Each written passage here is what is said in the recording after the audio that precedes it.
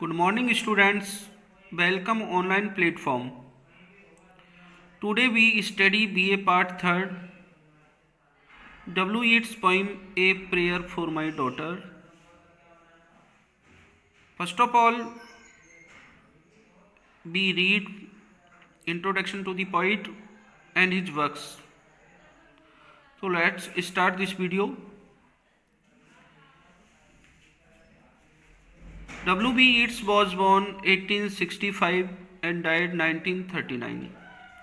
W.B. Yeats का जन्म 1865 में हुआ और 1939 में उनकी मृत्यु हुई. Was born in Dublin in 1865. Dublin में 1865 में इनका जन्म हुआ.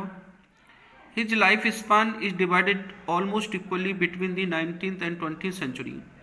उनकी का जो जीवन है वो 20वीं और 19वीं और 20वीं शताब्दी में विभाजित है. He was born of Protestant parents के मतलब उनके जो माता पिता थे वो प्रोटेस्ट पेरेंट्स थे. His father John Butler was a painter. उनके पिता जो जॉन बटलर थे वो पेंटर थे. Yeats received his early education in London. Yeats ने अपनी प्रारंभिक जो शिक्षा है वो लंदन में प्राप्त की, but later shifted to Dublin और बाद में वो डबलिन चले गए. Where he studied art for about 3 years, जहाँ पर उन्होंने 3 साल कला का अध्ययन किया. He did not receive formal education at A university and उन्होंने कोई फॉर्मल एजुकेशन प्राप्त नहीं की. यूनिवर्सिटी मतलब उन्होंने जो कॉलेज एजुकेशन होती है वो प्राप्त नहीं की. एंड रिग्रेटेड, और इसका पछतावा रहा थी थ्रू आउट हिज लाइफ, और उन्हें पूरे जीवन इसका पछतावा रहा. He founded the Irish literary society in 1891. 1891 में उन्होंने लिटरेरी जो आयरिश लिटरेरी थी उसकी स्थापना की. Was responsible some years later for the Irish literary, और बाद में आयरिश लिटरेरी में काम भी किया. He concentrated on ancient songs and legends of Ireland. उन्होंने अपना ध्यान प्राचीन गानों और जो आयरलैंड के प्राचीन गाने और उनकी जो पौराणिक गाने थे, लीजेंड्स थी, पौराणिक कथाएं थी, उन पर ध्यान केंद्रित किया. He was elected of the Senate of the Irish Free State 1922. उन्हें आयरिश फ्री स्टेट का सीनेट चुना गया. 1922 से 1928 तक रहे. He was given the Nobel Prize for literature in 1921. उन्हें 1923 में साहित्य का नोबेल प्राइज भी मिला. He was married in 1917. उन्होंने 1917 में शादी की. Yeats work may be divided into 4 phases. Yeats की जो कार्य हैं उनको 4 फेजों में विभाजित किया गया है. Corresponding to which we have the 4 stages in the development of his poetic style. और वी हैव हम पाते हैं 4 स्टेज को उनकी काव्यात्मक जो शैली के विकास में. He started writing in the tradition of the pre-Raphaelite, and the poetry of his phase has a dream-like atmosphere and the style is highly ornamental. जो ईट्स है उन्होंने started writing in tradition of pre-Raphaelites की जो परंपराओं पर आधारित कहानियाँ लिखना, कविताएं लिखना शुरू किया. At the poetry of the phase, और जो कविताएं हैं वो has a dream like atmosphere, वो वातावरण में सपने के समान है. And the style is highly ornamental, और उनकी जो शैली है वो अलंकारात्मक है. The Lake Isle of Innisfree belongs to this period.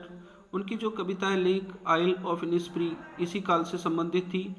After his marriage, अपनी शादी के बाद, started the period of his interest in theosophy. उन्होंने अपनी जो रुचि है ब्रह्म विद्या, थियोसॉफी होती है ब्रह्म विद्या में, शुरू किया.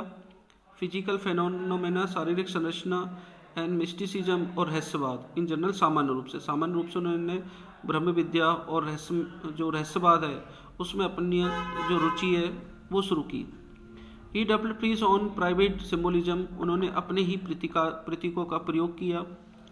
The mysticism of the East, पूर्व का जो रहस्यवाद था, आल्सो अट्रैक्टेड हिम, उसने भी उनको आकर्षित किया. The final phase of Yeats career Yeats के कैरियर की जो अंतिम जो चरण था was mark by A return of the passionate life.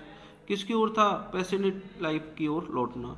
He begin writing poems, उन्होंने अपनी कविता लिखना शुरू किया, as cold and passionate as the dawn. And he last phase was mark by greater austerity, और उनकी अंतिम जो फेज है, चरण है, वो ग्रेटर ऑस्टेरिटी, उनकी तपस्या इन स्टाइल शैली में, एंड ए ग्रेटर प्रिसीजन, और एक बहुमूल्यता सिद्धता in the use of language, भाषा के प्रयोग में। ही हिज प्लेज लाइक, उनके जो निबंध हैं जैसे काउंटेंस कैथलीन है, the King's Threshold and dare and famous. Yeats is well known for the wild swan at Coole. Yeats की जो मुख्य जो कविताएं हैं उनमें दी विल्ड स्वान एट कूले है, माइकल रॉबर्ट्स है, Robartes and the dancer, the tower and the winding star. His earliest verse the wandering of Oisin employed the Irish legend. His other famous work, उनकी दूसरी जो रचना है, are the wind among the reeds 1899 प्रकाशित हुई, in the seven woods 1903 में, the green हेमलेट 1910 में, responsibilities 1914 में, ए विजन 1925 में, एंड लास्ट पोइम्स 1939 में। इस तरीके से अब हम जो ये कविता है इसका इंट्रोडक्शन पढ़ते हैं।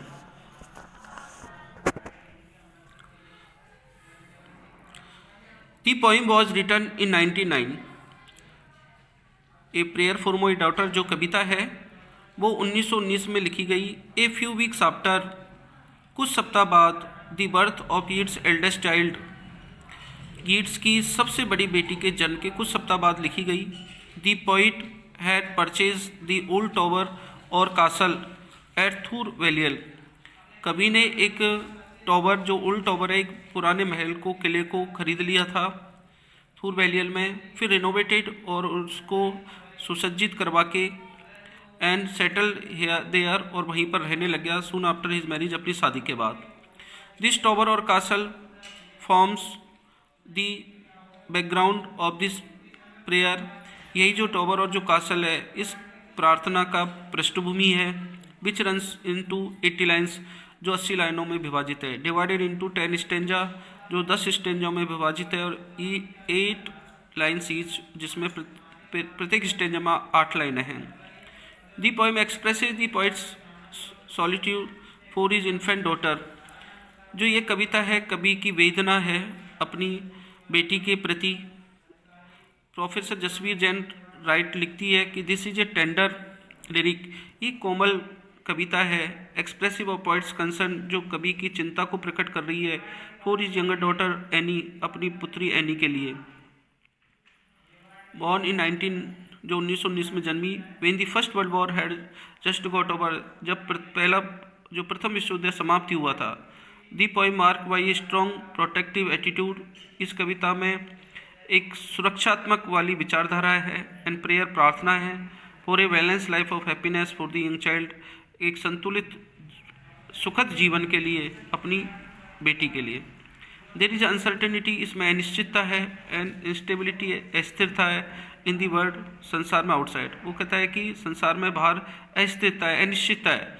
दी फ्यूचर, इसलिए कवि को जो भविष्य है, appears to be equal uncertain, वो भी कवि को जो भविष्य है वो भी अनिश्चित सा लग रहा है। इन दी सर्कमस्टेंसेज, इन परिस्थितियों में दी पोइट प्रेज, कवि प्रार्थना करता है कि may the gift of God be such as endow the young child with qualities, कि भगवान के द्वारा मेरी बेटी को ऐसे गुण दिए जाएं, who would been her friends and happiness, जो अपने मित्रों के हृदय को और खुशी को जीत ले। The poet is in a gloomy mood, partly, जो कवि है वो दुखी अवस्था में है। थ्रू हिज ग्रेव कंसर्न, और उनकी मुख्य जो चिंता है, of the turbulence in society, समाज में जो हिंसा है उसके कारण। एंड पार्टली थ्रू एंजाइटी, और उनकी जो चिंता है for the infant of child, अपनी बच्ची के लिए इन ए वर्ल्ड, इस संसार में, which is growing harsher and harsher, जो दिनों दिन खराब से खराब होता जा रहा है। दी पोइम, ये जो कविता है, is a manifesto of Yeats personal ideas, कि ये जो कविता है वो एक घोषणा पत्र है कवि की व्यक्तिगत विचारों का। In old age of settle life, अपने सेटल लाइफ में with home and establish status, अपने घर पर और अपने स्तर को स्थापित करने के लिए। The word ceremony is a keyword, और जो शब्द सेरेमनी है वो मुख्य शब्द है इन ईट्स में and in the books of courtesy, और शिष्टाचार की पुस्तक में। तो स्टूडेंट्स, हमने इस वीडियो में ए प्रेयर फॉर माय डॉटर जो W.B. ईट्स के द्वारा लिखी गया है उसकी लाइफ हिस्ट्री पढ़ी, और यहाँ पर हमने introduction of the poem A prayer for my daughter का अध्ययन किया। आई होप आपको ये वीडियो बहुत ही हेल्पफुल रही होगी। आप इस वीडियो को लाइक करें, सब्सक्राइब करें, शेयर करें। Thank you very much.